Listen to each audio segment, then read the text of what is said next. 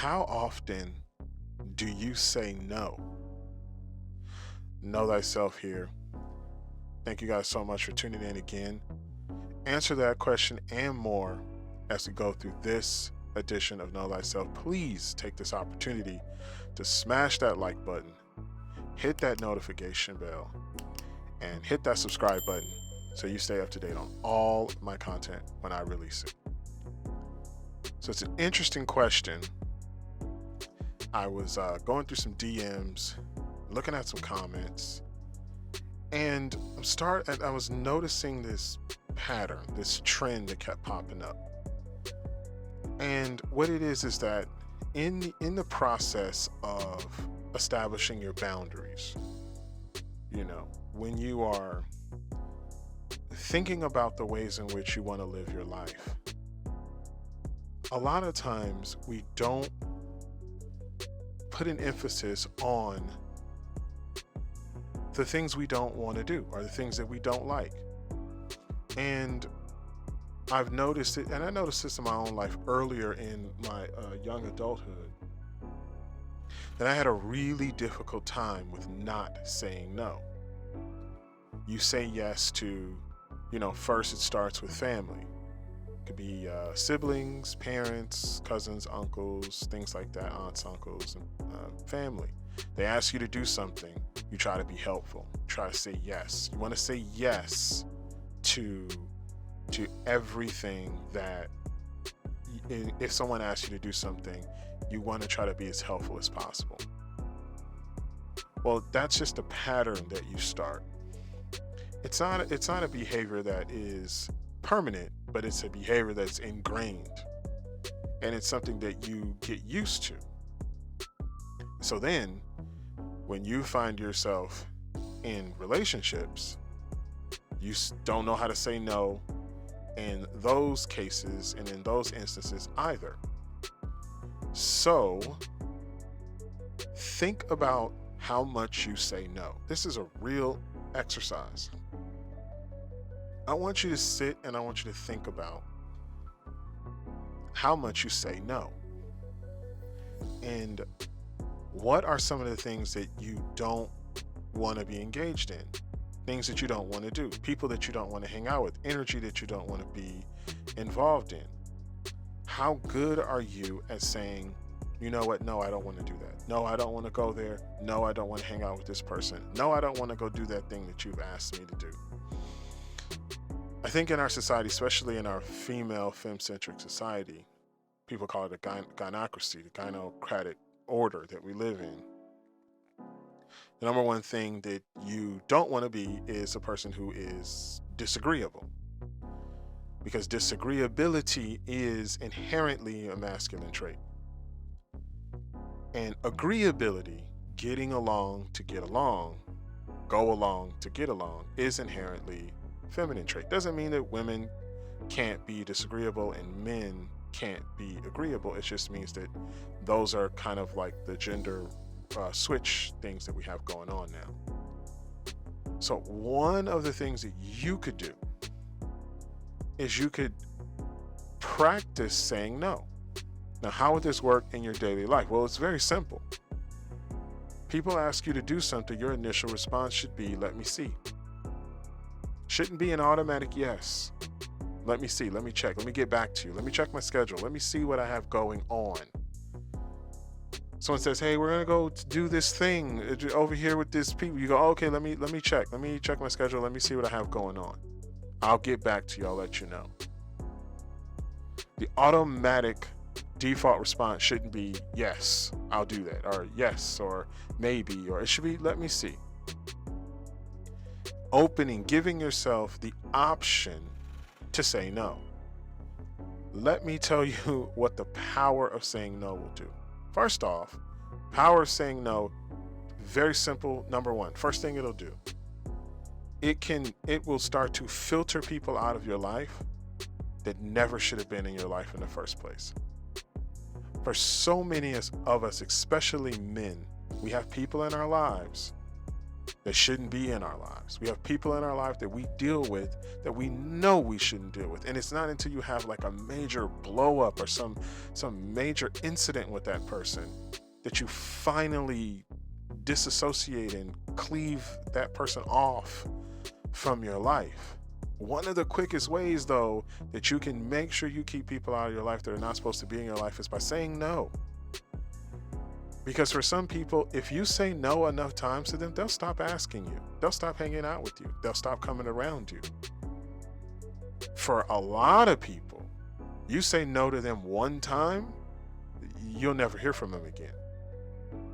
Just as the opposite, if you say yes to them one time, you won't ever get enough of them. They'll be in your face all the time. So there's great power in your ability to discern and say no. Now, how do you get to the point to where this is a normal practice for you?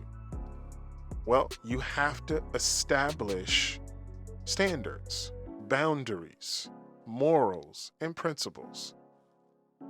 You have to establish a guiding principle by which you live your life.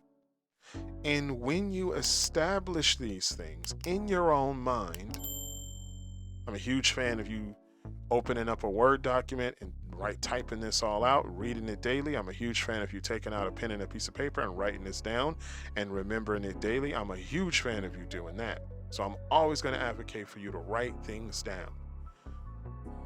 So when you write these things down, you say, okay, what are my standards? What do I put up with? What do I don't put up with? What are my morals? Then when you encounter someone and they come up in your face and they're telling you what they're going to do, or we're going to go over here. Oh, no, I'm good. No, I got other things to do. I'm not going to participate in that. I'm not participating in that thing because that does not align with what I'm trying to do. You know, if you don't participate in illicit drugs and somebody tells you that that's what they're about to go do, well, you don't need to consult your mind in that moment because you've already established this thing in your head. And you know, oh, I don't do that. If you are encountering a woman that you want to date and she's like, oh, I'm going to go to this environment. I mean, I can't tell you how many number of times in my young adult life I hung out with a girl in a place I knew I didn't want to be. But because I was so interested in pleasing and people pleasing, that I would go to this thing that I didn't want to be at. And it would go horribly. The event, the social gathering, the place that I went, I ended up not liking it. I ended up wishing that I didn't go. When if I had had a set of morals and standards and some sort of backbone to me at that time, I could have just said no and walked away. Now here's the thing. When you start saying no, you better be ready for people to be upset with you. Let me say that again. When you start saying no, when you start stealing your spine and saying no to people, you better get ready for people to not be okay with it. Because people are not going to be happy with you when you start disagreeing with them about the things that they want to do. People want to take your time. They want to take your energy. And if you let them, they will. And for some people, they have no limit on the amount of time from you that they will take and the amount of energy from you that they will take. The term energy vampire is a real thing. There are people who will come into your life and their sole purpose for being in your life is to teach you about your own boundaries. Because those people don't have any. And they will call you at 2 o'clock in the morning, 1 o'clock in the morning with their drama. They won't let you get a word in edgewise, but they'll be all over you to offload their drama. And so you have to know how to say no, weed those people out. Don't take 6 months, a year, 2 years being friends with someone who's an energy vampire. There's no metal at the end of it. Let me tell you something right now. And let me try to be as precise as I can. There is no nobility in suffering. You don't get any prize by putting up with people's crap because you want to call yourself that person's friend. Do you hear me? There is no nobility in accepting negative, bad behavior from other people. Nobody gives you a medal. There's no awards. You don't get a ribbon. You don't get a trophy. You get nothing but the scars and the wounds of dealing with the person who wasn't going to do right by you no matter what you said to that person. Or those people, not just one person, and it's not just a person you're trying to be in a relationship with. It could easily be a friend, a supposed friend, or a family member. Those are the worst. So you have to be aware of what your own standards are, what you will and will not put up with from yourself. And then once you've established that in your mind, it becomes easier to weed out and to say no to people and to things that don't align with you. So, recap real quick. Learn how to say no. Up your no quotient by 30% and see if you don't find some more peace in your life. Say no 30% more over the next month or so and see if that doesn't bring you some relief.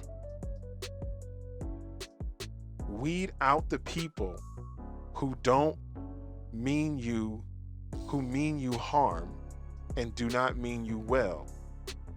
And the way you do this primarily is by establishing your own set of boundaries, standards, morals, principles, and guiding philosophies that you use to guide your life.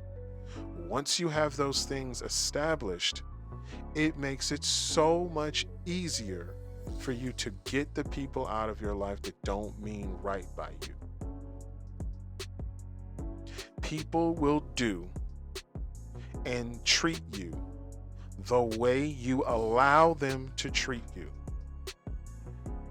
So if you want people to treat you differently, you have to treat yourself differently, and then you have to say no to those people who don't treat you the way you want to be treated.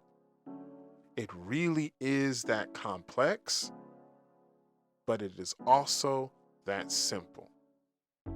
So with that being said, I want to thank you guys so much, as always, for checking out my content. Please like, share, hit the notification bell so you stay up to date on all the content I release. I will see you guys on the next video. Please take care of yourself. All right, guys. Bye.